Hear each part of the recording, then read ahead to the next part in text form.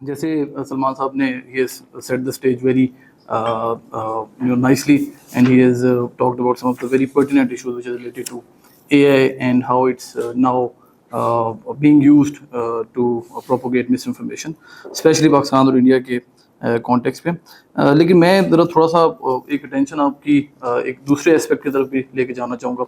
AI की जब हम बात करते हैं तो हम कहते हैं कि आर्टिफिशियल इंटेलिजेंस एक ऐसी चीज़ कि जो इंटेलिजेंट है। आपको जो उसका इंटेलिजेंट वाला पार्ट है, that actually relates to another use of AI or another role of AI which is often seen in media। एक तो हो गया उसका कंटेंट क्रिएटर वाला रोल, जिसमें वो कंटेंट को क्रिएट कर रहा है, जिसमें वो यूज हो रहा है किसी मलिशियस माइंड के हाथों, किसी ऐसे नेटवर्क के हाथ, किसी ऐसे इंसान के हाथ की जो उससे कुछ भी क्रिएट करवाना चाहता है। एक उसका रोल है AI एज कंटेंट पुशर और as an entity which can think for itself, जिसका अपना एक ब्रेन है, जिसकी अपनी एक सेमी ऑटोनोमस किस्म की स्पेस है जहाँ पे वो कुछ सोच सकता है। We have seen the role of AI being a content pusher increasing day by day. मैं अगर एग्जांपल कोट करूँ तो 2017 में म्यांमार में एक बहुत इनफेमस किस्म का वाकया हुआ था जिसमें रोहिंग्या मुस्लिम्स के साथ जेनोसाइड कमिट किया गया था। There were a lot of incidents of rape, arson, murder. Over 1 million people were dragged out of their houses and they had to flee their homes. उसी के एक साल बाद यूएन के एक इंडिपेंडेंट वॉचडॉग की रिपोर्ट आई जिसने ये कहा कि फेसबुक के एल्गोरिदम्स ने उस पूरे जेनोसाइड को पुश करने में एक एम्पलीफायर का रोल प्ले किया था। किस तरह से रोल प्ले किया था? इस तरह से रोल प्ले किया था कि उन एल्गोरिदम्स को ट्रेन किया गया था इस चीज़ पे कि आपने ऐसे कंटेंट को दिखाना है जिस पे एंगेजमेंट ज़्यादा है। अब ह्यूमन नेचर है कि आप ऐसे ही कंटेंट को देखते हैं कि जिससे आपकी हेटेड बढ़ती है या नेगेटिव इमोशंस जो हैं वो आपके इवोक होते हैं। This is something that AI has understood और द एल्गोरिदम्स हैव अंडरस्टूड कि अगर आप इन्हें हेटफुल या नेगेटिव कंटेंट दिखाएंगे तो व्यूअरशिप ज़्यादा आएगी, अगर आप पॉजिटिव कंटेंट दिखाएंगे तो शायद व्यूअरशिप इतनी ना आए। विच इज़ वाई म्यांमार के केस में एंटी मुस्लिम प्रोपोगेंडा जितना हो रहा था उसको बहुत ज़्यादा एम्पलीफाई कर दिया उन एल्गोरिदम से। And at the end of the day Meta itself admitted to the fact कि they could have played a bigger role, और उसको to make it up for that they hired 100 people जो Burmese speaking लोग थे कि जिनके पास ये ability थी कि वो कंटेंट को मॉडरेट कर सकें। Now this is something that happened in 2017। आप इमेजिन करें कि now we are sitting in 2025। तो तब से लेकर आज तक कि जो एआई का role as a content pusher है या as an entity to think for itself वो कितना ज़्यादा प्रोनाउंस हो गया। नाउ वी हैव LLMs, हमारे पास ऐसे मॉडल्स हैं कि जो ना सिर्फ चीज़ें जनरेट कर सकते हैं बल्कि चीज़ों को आगे पुश भी कर सकते हैं। Which brings me to the fact or a concept which is called dead internet theory. Dead internet theory, it came back in 2015-2016 on a very obscure kind of a platform जिस तरह Reddit है।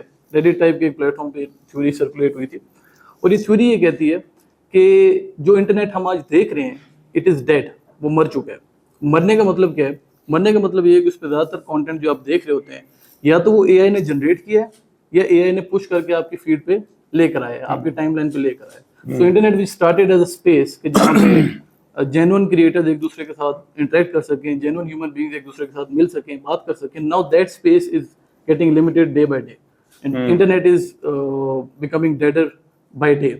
और इसके अब evidence भी आना शुरू हो गए। बैड बॉट रिपोर्ट एक आती है हर साल, इम्परवा एक इंस्टीट्यूट है उसकी। According to that report in 2024 around 51% of the content online, I am talking about the entire content online, 51% of the content is either AI generated or pushed by the AI। pushed by the AI का मतलब ऐसे bots हैं कि जो आपके content पे like कर सकते हैं, शेयर कर सकते हैं, कमेंट कर सकते हैं और उसको आगे रीपोस्ट कर सकते हैं। So that is called dead internet theory. ये तो हो गई जनरल इशूज जो AI से रिलेटेड है। Now coming to the specific case of India and Pakistan. India और पाकिस्तान का जब ये पहलगाम वाला वाकया होता है, I actually had prepared presentation जिसमें मैंने टाइम स्टैम्प्स भी नोट डाउन किए हुए थे। जैसे ही पहलगाम की पहली रिपोर्ट आती है उसके within half an hour around 500 tweets get circulated on Twitter के विच स्टार्ट ब्लेमिंग पाकिस्तान, और all of these accounts were either associated with BJP और RSS। और ये मतलब ये फैक्ट्स हैं, ये वो ट्वीट्स हैं जो आप अभी जाके ट्विटर पे वेरीफाई कर सकते हैं। उसके बाद क्या होता है, हाफ एन आवर के बाद AI इमेजेस आना शुरू हो जाती हैं। पहलगाम टेररिस्ट अटैक, उसमें there is a lady sitting by a man जो कि who is lying on the ground, he is died.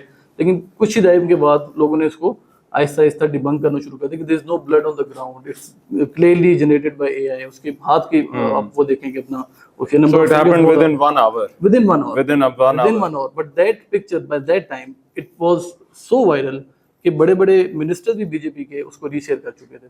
जिस वीडियो की सलमान साहब ने बात की जिसमें DGISPR was seen admitting to the losses, that video itself was reposted by a very high ranking retired army official of India who was also heading a think tank of India, और बाद में उसने उसको remove कर दिया। So even they themselves were getting duped by AI. So what I'm trying to get at is कि AI not सिर्फ as a tool but as an agent भी उतना ही खतरनाक है, और आने वाले वक्त में उसका ये जो रोल है as an agent वो बढ़ने वाला है। कोपेनहेगन फ्यूचर ऑफ इंस्टीट्यूट के मुताबिक by 2027 99% of the content that we watch online would either be created by AI or would be fed to you by AI. तो इन दोनों का जो आपस का मर्जर है that is something which is very alarming, और because we tend to look at the content without even questioning it, without even trying to check for the facts, तो होता ये है कि most of us are getting duped by such kind of content, and AI is getting smarter and smarter by the day. उसके बाद ये तो हो गया इश्यूज। अगर हम कुछ रेगुलेशंस की बात करें तो एक बहुत बड़ा जो प्रॉब्लम सामने आता है that is the lack of the voices from the global south. अच्छा, now there are efforts to regulate AI on a global scale. AI governance models की बात हो रही है, ईयू ने एक एआई की पॉलिसी दी, इसी तरह से चाइना की अपनी एक एआई की पॉलिसी है, लेकिन ये सारी पॉलिसीज वो हैं कि जिनमें ग्लोबल साउथ का कोई रोल नहीं है। नॉर्म्स सेट किए जा रहे हैं लेकिन वो नॉर्म सेट करने वाले जो हैं दे आर ईदर वेस्टर्न और in our neighbourhood but not from the global south. On the other end हमारे जैसी कंट्रीज में people are only recipients, passive recipients of this technologies. Technologies don't know any borders. Technologies ने परवाह नहीं करनी कि पाकिस्तान है या इंडिया है या बांग्लादेश है क्या है। They are going to come and they are already here. Everybody is now hooked to these technologies, but the regulation of those technologies is not being led by us. It's being led by entities or countries which are foreigners to us, right? So that is where Pakistan could tap in by becoming an active voice, by becoming an active leader in the process of creating the models for AI governance. दूसरी चीज on a national scale, what we can do is तमाम ऐसा content की जो AI generated है we can put it upon the companies, restrict the companies to actually see to it. TikTok ये करता है कि टिकटॉक पे जो भी वीडियो आती है उसके नीचे AI का लेबल लगा होता है, लेकिन फेसबुक के ऊपर, ट्विटर के ऊपर, यूट्यूब के ऊपर आपको चीज़ अभी तक देखने को नहीं मिली। तो maybe as a nation we can push this और make it as a national law कि आप तमाम ऐसी वीडियोज़ के नीचे AI का डिस्क्लेमर दिया करें। दूसरी बात, LLMs should also be trained in local languages. जो फेसबुक ने बर्मा में कहा था कि क्योंकि हमारे लैंग्वेजेस मॉडरेशन जो है वो मॉडरेटर जो थे वो बर्मा की लैंग्वेज समझते नहीं थे, उस वजह से हमसे ये चीज़ मिस हो गई। पाकिस्तान के केस में we also speak a lot of languages, और लोकल लैंग्वेजेस में LLMs को जब तक ट्रेन नहीं किया जाएगा तब तक ये जो विंडो है for miss information can not be closed effectively. Thank you.